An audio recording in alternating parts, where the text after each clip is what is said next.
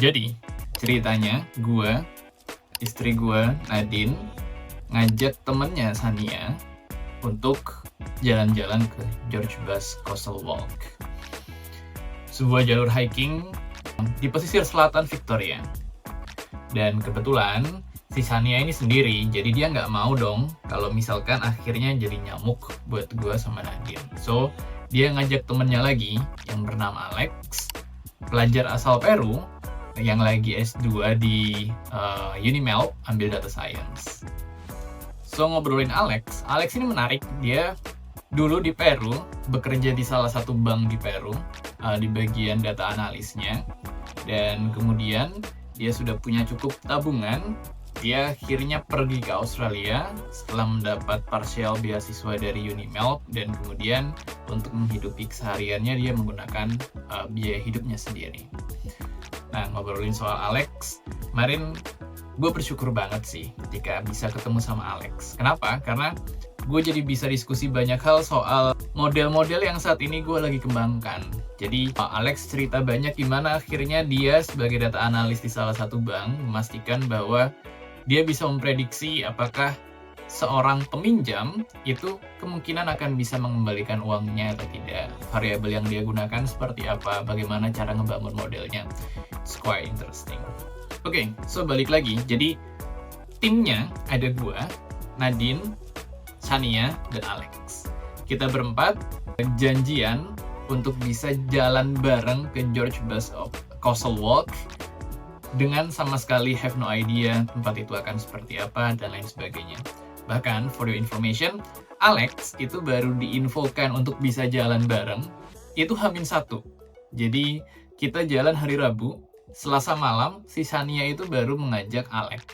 Karena dadakan, so gue nguber hari Selasanya. Jadi yang set akan naik apa, kita jalannya seperti apa, itu istri gue.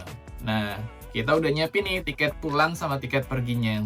Tapi yang gue baru tahu ternyata adalah karena kita sama sekali nggak tahu George Bass Coastal Walk seperti apa, jadi kita nggak tahu, naiknya itu sebenarnya dari mana, di Melbourne-nya itu di mana, di Southern Cross-nya itu di mana, di Bass itu di mana.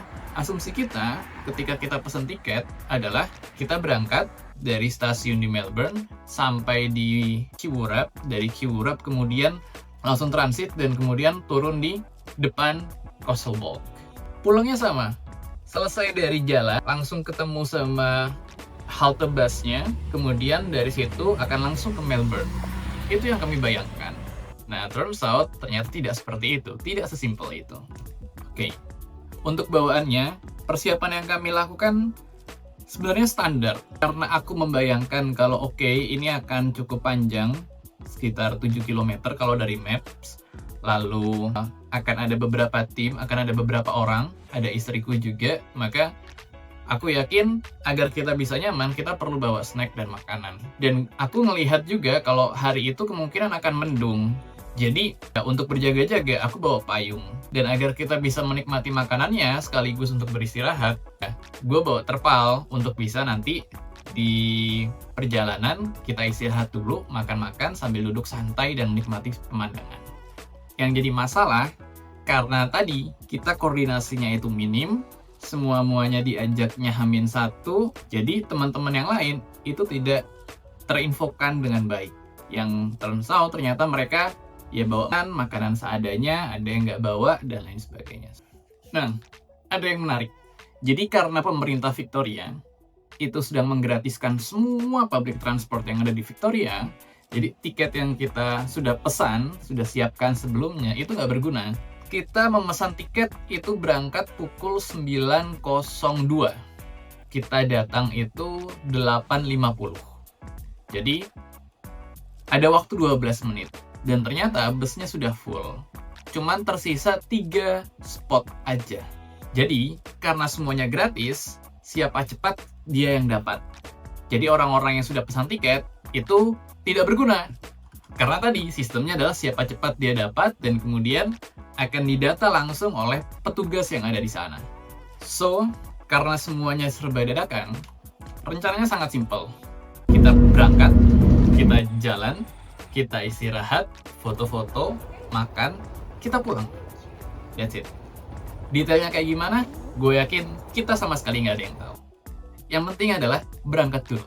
Rencananya cuman jalan, sikat dulu, hajar. Pulangnya kayak gimana, detailnya kayak gimana. Nah, itu yang belum kita bayangkan, kita belum pikirkan sedetail itu. Nah, disinilah semuanya tidak sesuai dengan rencana. At least rencana yang sudah direncanakan. Sesederhana-sederhananya rencana. First, yang tidak sesuai rencana adalah satu, ternyata tiketnya karena gratis, tiket tidak berguna. Jadi siapa cepat, dia dapat. Yang kedua, karena tiketnya tidak berguna, dan karena Alex sangat mepet datangnya, akhirnya kita tidak dapat tempat untuk di bus pemberangkatan di jam 9. Konsekuensinya, kita harus nunggu di bus pemberangkatan berikutnya di jam 10.50. Nah, yang kedua, ini yang gue masih nggak tahu ya. Tapi, karena kita datang di Kiwurapnya sedikit terlambat dari jadwal, jadi bus yang ada di sana, yang seharusnya PTV juga, turns out, dia tidak sampai ke Kinkulda. Jadi, kita harus turun di halte yang namanya Andersen. Baru kemudian dari Andersen, kita naik bus lokal untuk kemudian ke Kinkulda. Dan situasinya benar-benar bikin istri gue panik. Oke, jadi itulah titik dimana akhirnya, oke, kayaknya ini I should do my part. Jadi gue ngelakuin riset, oke, kita bisa ngapain di sini. Itu titik dimana akhirnya kita mulai menyepakati plan-nya seperti apa. Or at least gue mulai menyusun plan-nya seperti apa. Oke, kita turunnya di Andersen. Dari Andersen kemudian nanti akan naik bus lokal ke Kinkulda. Terus sejauh mana kita akan jalan, itu yang kemudian gue lakukan riset. Oke, gue mengusulkan kita jalan 7 km dari awal, dari Kinkulda sampai dengan ke ujung, ke Punchbowl Beach. Kemudian dari Punchbowl Beach kita menggunakan Uber, dan di situ gue baru sadar kalau ternyata dari tiket yang dibeli sama istri gue, dipesan sama istri gue, busnya tidak berangkat dari Kinkulda, tidak berangkat dari Andersen.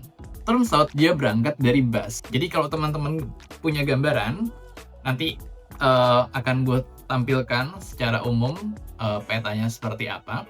Bus dulu, baru kemudian dia ke Andersen, atau sebaliknya, nanti akan teman-teman lihat di dalam videonya. Baru kemudian dari situ kita akan ke Kiwurap, dan baru dari Kiwurap akan transit ke Melbourne. Nah, detailnya seperti apa, naik seperti apa, itu yang tidak kita plan. So, ya udah, gue ngajuin ke teman-teman, oke, kita bakal jalan dari Kinkulda, dari awal George Castle Walk sampai dengan Punchbowl. Dari Punchbowl itu kita naik Uber, Ubernya kemana? Ke Andersen. Kita kejar jam berapa? Plan awal jam 4. Baru kemudian dari situ, dari Andersen kita akan kembali ke Kiwurap, dan dari Kiwurap baru kita akan kembali ke Melbourne. Itu adalah plan yang gue ajukan. Di saat gue mulai sadar, oke, ini sepertinya banyak yang perlu untuk kita rencanakan. Oke, sampai di Kinkulda, kemudian kita cari toilet. Waktu itu ada toilet umum 500 meter jalan atau toilet di cafe. Jadi Sania kemudian beli kopi sehingga kita bisa justified untuk menggunakan toilet di situ. Di toilet itu kita buang hajat sekaligus ambil wudhu lagi untuk persiapan sholat duhur, karena kita datang itu sudah sampai pukul 12.30. Nah, kebetulan ketika gue di toilet, gue ketemu sama orang Australia yang memang juga lagi akan berencana ngelakuin coastal walk. So, ya udah gue tanya aja, "Hey mate, how far is the Punchbowl from here?" Memastikan berapa lama jaraknya, dia kemana, planningnya seperti apa. So, at least gue dapat sedikit banyak gambaran soal trek yang akan kita lakukan. Jadi, itu jadi part untuk memvalidasi, oke, sepertinya visible untuk kita lakukan ajuan yang tadi gue buat ke teman-teman. Nah, nextnya adalah sebelum kita mulai jalan, setelah kita dari toilet tadi, kita mulai dengan menunaikan kewajiban kita. Sehingga kalau misal terjadi apa-apa di tengah jalan, tunai kewajiban kita kepada Yang Maha Kuasa. Setelah kita sholat, kita mulai melangkahkan kaki kita di coastal walk gitu. Setapak demi setapak kita lalui, Semakin jauh kita melangkah, hal-hal yang tadi berantakan, seems like tidak ada perencanaan sama sekali, menjadi terbayarkan. Pemandangannya disajikan begitu indah. Terhampar lautan yang menderu. Setelah kita sholat duhur, kita mulai melangkah. Setapak demi setapak kita lalui, dan semakin jauh kami melangkah, semakin gak penting semua hal-hal yang berantakan tadi. Semakin gak penting hal-hal yang tidak terencana, dan malah itu menjadi semakin indah. Diiringi dengan sajian dari Tuhan akan keindahan ciptaannya. Deburan ombak di sebelah kiri perjalanan menemani setiap langkah kita. Cuaca yang sebelumnya diprediksi akan berawan, ternyata menjadi terang benderang. Entah apa yang akan terjadi, apakah memang akan terang benderang juga ketika kita tadi berangkat jam 9 sampai di sana dan memulai perjalanan. Atau memang ini menjadi sebuah suratan dari ketidakpastian kejadian-kejadian yang tidak terencanakan, menunjukkan kebaikan Tuhan kepada kami di sana. Sampai di satu titik, kita sampailah di sebuah pantai. Sangat sepi. Hanya ada rombongan kami di sana. Kemudian kita memutuskan untuk berhenti sejenak, beristirahat, sekaligus untuk melakukan sholat asar. Gue sholat di sana, sendirian, menghadap ke matahari. Ombak terdengar sangat dekat, sengaja gue perlambat setiap gerakan gue, buat menikmati, untuk benar-benar berbicara dalam keheningan, dalam keindahan yang dia sajikan. Menikmati setiap waktu yang gue lalui, bermunajah kepadanya. Sambil jalan, kita ngobrol-ngobrol, gue kemudian dapat cerita kalau gimana di Peru ternyata menggunakan bahasa Spanyol, dan mereka memiliki aksen-aksen tertentu yang ternyata setiap aksen ada perbedaan untuk ditujukan ke orang yang dihormati kah, ke orang yang mana, ke segmen seperti apa. Gue dapat banyak insight soal pekerjaan dia, soal kehidupan di Peru, bagaimana di Peru dia membagi wilayahnya dan kesamaan karakteristik masyarakatnya didasarkan pada wilayah-wilayah itu.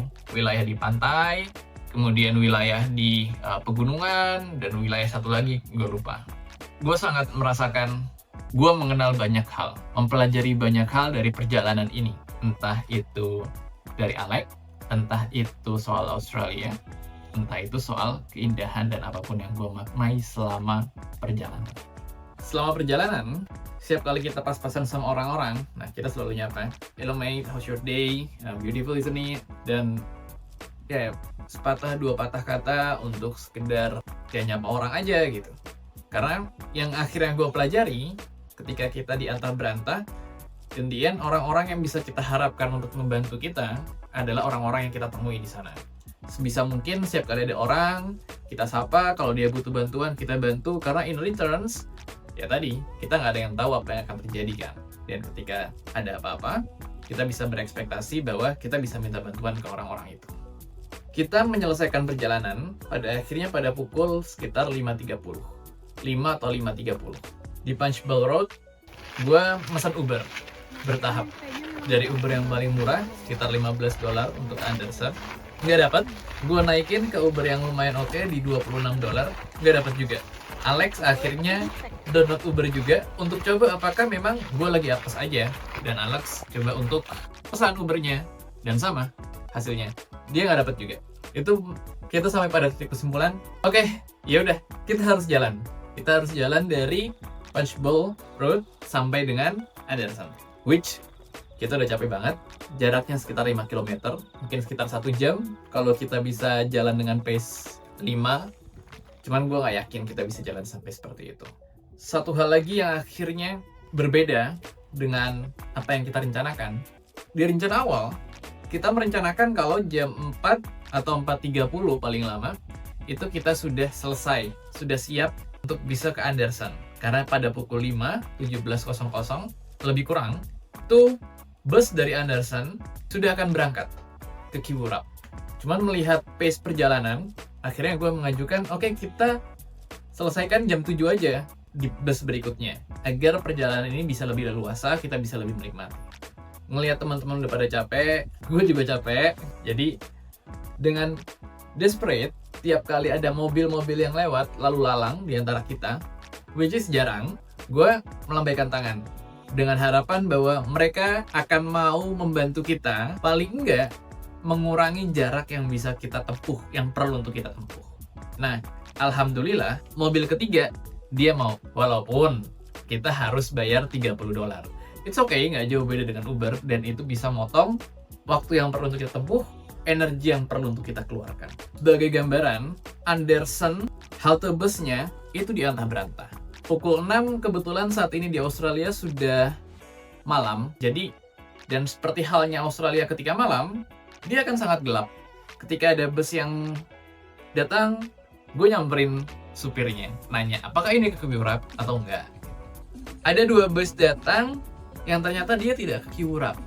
Ternyata di bus ketiga, untungnya dia adalah bus yang ke Kiwurap. Dan gue bertukar sapa sama supir busnya, drivernya, dan ya ketika dia nanya, jadi ceritanya adalah sama 2 teman gue sama istri gue udah duluan, udah ditanya sama supir busnya, mau kemana? Ke Melbourne. Lewat mana? Kiwurap. Habis itu dia ngeliat gue, lu mau kemana? Aku jawab, untuk Kiwurap, continues to Melbourne. Terus dia bilang sambil ketawa, good luck May. Nah, gue nggak yakin apakah good luck-nya itu referring to semoga kita sampai tepat waktu di Kiwurap sehingga gue bisa dapat bus ke Melbourne, atau good luck yang lain. Cuman gue berharap aja semoga busnya memang sampai, gue nggak ketinggalan di Kiwurap untuk sampai ke Melbourne, dan ya kita bisa menyelesaikan hari itu dengan selesai, dengan aman.